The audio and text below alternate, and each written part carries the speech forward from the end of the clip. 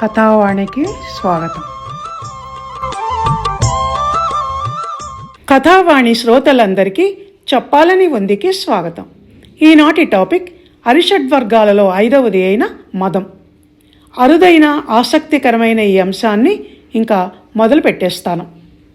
ఈ మదం అన్న పదం నిజానికి మనిషికి సంబంధించింది కాదు, తరచూ మృగాలకు ఉపయోగించే పదం.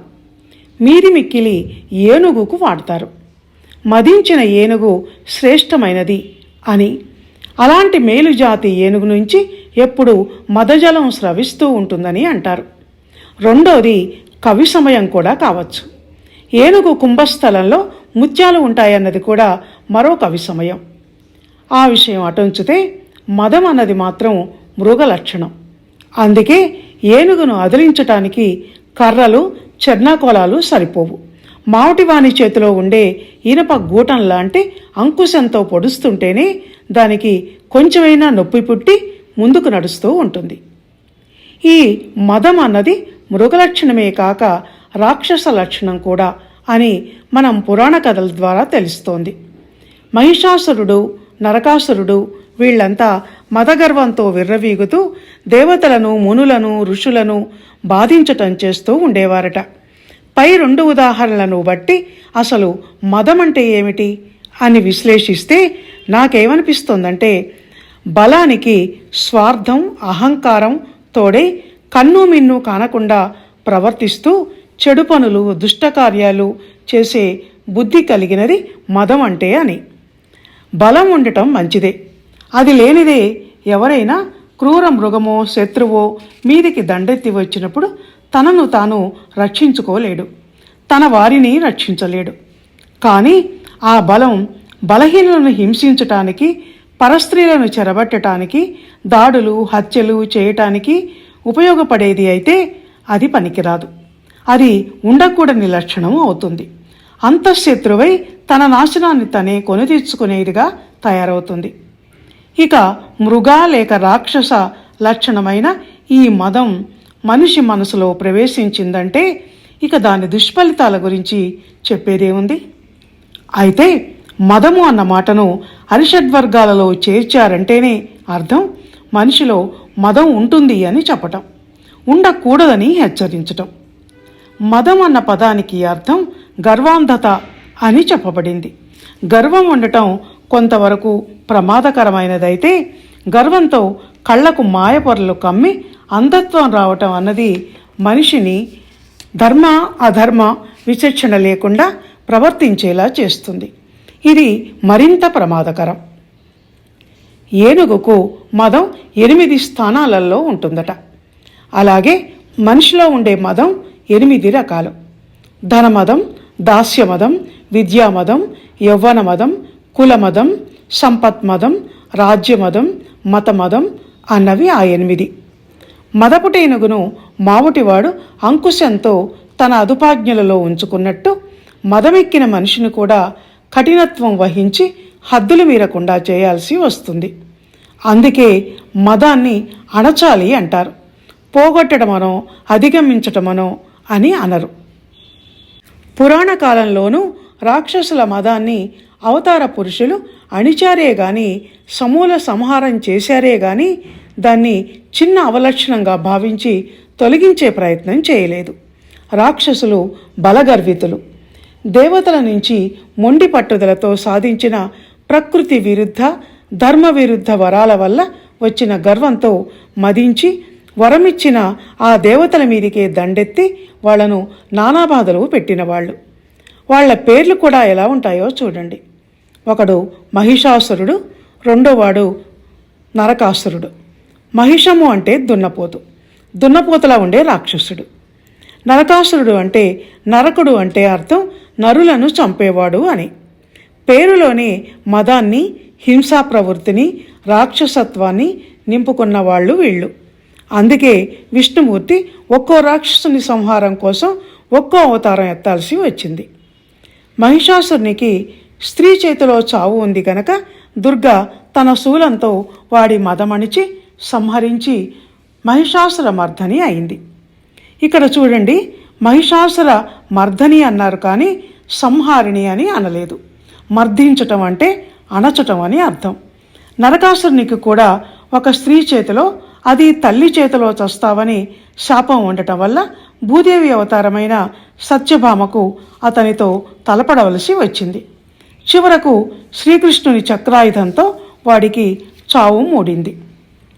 పురాణ కాలంలో అలా రాక్షసుల బెడద అయితే, ఈ ఆధునిక కాలంలో రాక్షస స్వభావులైన మనుషులతో బాధలు. దానికి కారణం మదమే. డబ్బు మదం, అధికార మదం, కుల మదం, మత మదం. వీటి వల్లే ఈనాటి రాజకీయాలు ఫ్యాక్షన్ కక్షలతో, మత మౌఢ్యాలతో రక్త చరిత్రను లిఖిస్తున్నాయి.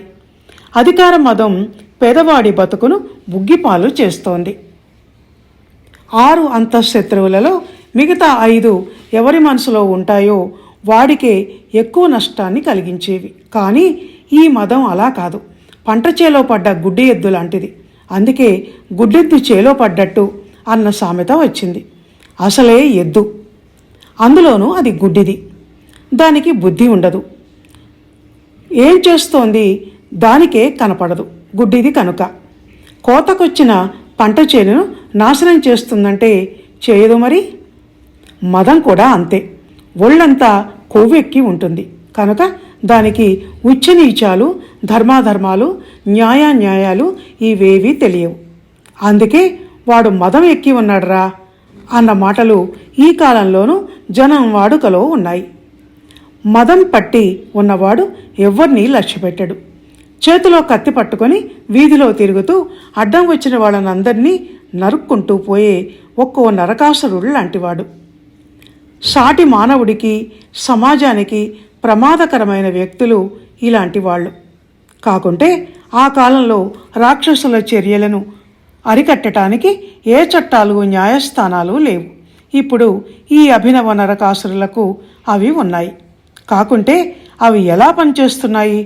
సరిగా పనిచేస్తున్నాయా లేక అధికార పార్టీలకు చుట్టాలయ్యాయా అన్నది అది వేరే అంశం. మదం ఎక్కినవాడు కన్నుగానడు అన్న విషయాన్ని వేమన ఎలా చెప్పాడో చూడండి. కన్నులందు మదము గప్పి కానరు కాని నిరుడు ముందటేడు నిన్న మొన్న దగ్ధులైన వారు తమకంటే తక్కువ విశ్వదాభిరామ వినురవేమ.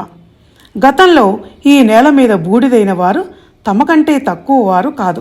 కంటికి మదం గప్పటం వల్ల మృత్యువును సమీపిస్తున్నామని తెలుసుకోలేకపోతున్నారు. చావు భయం, స్వర్గనరకాల భయం ఉన్నవాడు ఎప్పుడూ మదంతో కన్నుగానక ప్రవర్తించడు. ఇంతకుముందు చనిపోయిన వాళ్ళకన్నా వీడు ఘనుడా అని దీని భావం. ఆ కాలపు రాక్షసుల చరిత్రలన్నీ అంతే కదా. పుట్టిన ప్రతివాడు చావక చప్పదన్న జ్ఞానం లేకుండా వాళ్లే ప్రత్యేకమైన వాళ్ళమని అనుకొని రాక్షసులు చావు లేకుండా వరాలు ఇవ్వమని దేవతలను అడిగి చివరకు వాళ్ల చావు వాళ్లే కొని తెచ్చుకున్నారు. బలగర్వితుడికి చివరకు చావు అలాగే వస్తుంది. తను తవ్వుకున్న గోతిలో తానే పడతాడు. మదము గురించి వేమన ఇంకా ఏం చెప్పాడంటే, మదము వలన కలుగు మాటను మరి పల్కి మృత్యు సిద్ధులనొగి మోసపుచ్చి కాసురాబెనగడు కష్టుండు గురుడవునే విశ్వదాభిరామ వినురవేమ. ఇలా మదము గురించి వేమన ఒక్కడే కాదు, ఎందరో ఋషులు, యోగులు చెప్పినవి మన ధర్మశాస్త్రాలలో ఎన్నో ఉన్నాయి. ఇది ఉండకూడని లక్షణం అని చెప్పిన నీతి శాస్త్రాలు ఉన్నాయి. ఏది ఏమైనా అప్పుడెప్పటిదో అయిన రాక్షస ప్రవృత్తి గురించి, అక్కడెక్కడో ఉండే అటవీ సంస్కృతి గురించి పక్కన పెట్టి ప్రస్తుతానికి వచ్చి మానవ సంస్కృతి గురించి మాట్లాడుకుంటే, మనిషిలో ఉండకూడని ఈ లక్షణం మనిషి దరికి చేరకుండా ఉండాలంటే చిన్నప్పటి నుంచే పిల్లలను, ముఖ్యంగా మగపిల్లలను తల్లిదండ్రులు జాగ్రత్తగా పెంచాలి. ఉపాధ్యాయులు తరగతి గదుల్లో కేవలం సిలబస్కు పరిమితమై ఉండకుండా ధర్మాధర్మ విచక్షణను కూడా బోధించాలి. పిల్లల్లో సోమరితనం, బద్ధకం అనేవి వచ్చి చేరకుండా పనితనాన్ని, కష్టపడే తత్వాన్ని తల్లిదండ్రులు అలవాటు చేయాలి.